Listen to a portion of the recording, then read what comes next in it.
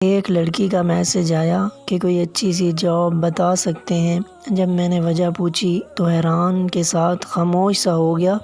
ہوا یوں، کچھ دن پہلے ایک فیملی لڑکی کو دیکھنے آئی۔ لڑکی ماشاءاللہ پیاری ہے اور ماسٹر کیا ہوا ہے۔ چائے دینے کے بعد لڑکی روم میں چلی گئی۔ کچھ تعریفوں کے بعد بات پکی ہونے لگی تو سوال جہیز کا آ گیا۔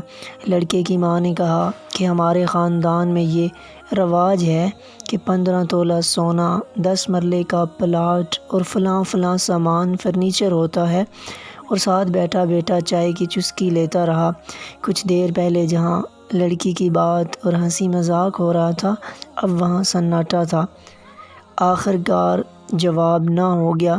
لڑکی ڈر کے مارے کمرے سے نہ نکل رہی تھی۔